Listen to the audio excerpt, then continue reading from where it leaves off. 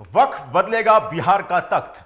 जी हां, लोकसभा में bill pass होने के बाद राज्यसभा में वक्फ संशोधन बिल पेश किया गया है। ऐसे में पूरी उम्मीद है कि राज्यसभा से भी वक्फ संशोधन बिल पास हो जाएगा, लेकिन इसे लेकर बिहार की राजनीतिक सरगर्मी तेज हो गई।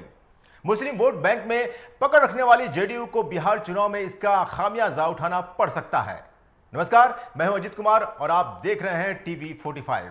वक्फ संशोधन बिल का सीधा असर इस बार के बिहार चुनाव में पड़ सकता है, क्योंकि 40 से ज्यादा सीटों पर मुस्लिम वोटर निर्णायक हैं।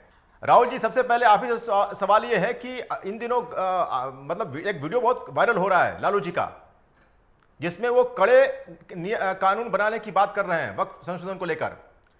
तो इस आरजेडी के दोहरे चरित्र को जनता क्या समझे सर, किस तरीके से समझे? देखिए, लालू जी के लिए मैं कहना चाहूंगा और पूरे विपक्ष के लिए कि चले थे कहां, जाने के लिए जाना है कहां ये मालूम नहीं। अब अपनी भटकती कदमों को मंजिल का दिशा मालूम नहीं।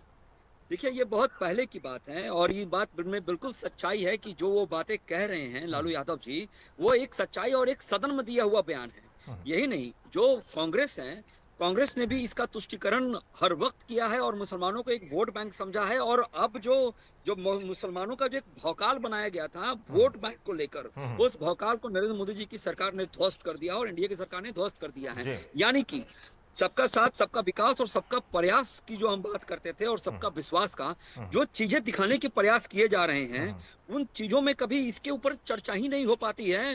ये जानकर बहुत आश्चर्य लगेगा कि आखिर उसमें कमी क्या है। सब कहते हैं कि मुसलमानों को दबाने की बात कर रही है, संविधान बदलने की बात कर रही है, लेकिन ये कभी नहीं कहते हैं कि उस संविधान के आड़ में ये संविधान मौलानाओं के और जालीदार टोपी वालों के कहने से नहीं चलेगा।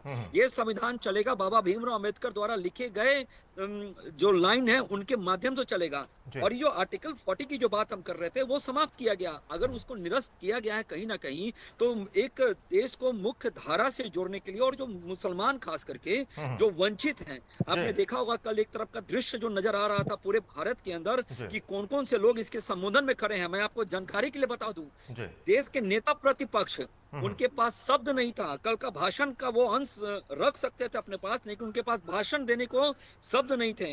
वो निकल गए सदन से। इसका मतलब साफ है कि उनकी जो तुष्टीकरण की जो राजनीति की जो रोटी चलती है वो अब समाप्त हो चुकी है और एक एक करके जो अश्वमेध का घोड़ा इन्होंने बनाया था उसको रोका जा चुका है नरेंद्र मोदी जी की सरकार और एनडीए की तरफ से। जी बिल्कुल, इसीलिए हम कह रहे हैं कि वक्त क्या बदलेगा बिहार का तख्त। हमारे साथ मनोज जी हैं। मनोज जी, आपको नुकसान लगता है कि थोड़ा हो सकता है? बहुत सारे मुस्लिम नाराज हैं। आपका जो वोट बैंक है, आपको पता है कि सीधे तौर पे 40 से 45 सीटों पर मुस्लिम वोटरों का वर्चस्व है और वहां से वो निर्णायक भूमिका निभाते हैं।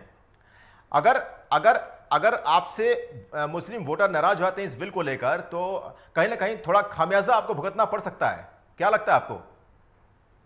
देखिए अजीत जी, कि पहले ये होता था कि बिहार के यादव वही करेंगे जो लालू प्रसाद यादव जी कहेंगे जी। तो इसको तोड़ने का काम जदयू ने किया।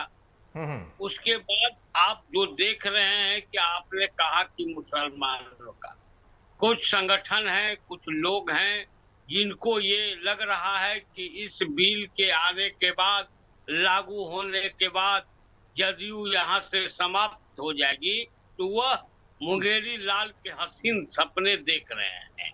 आज बिहार की जो सत्ता रही है, जो मुस्लिम रहे हैं, वो आज भी याद करते हैं कि जो लालू प्रसाद और राबड़ी जी का जो टाइम था वो हमेशा दंगे के शिकार हुआ करते थे।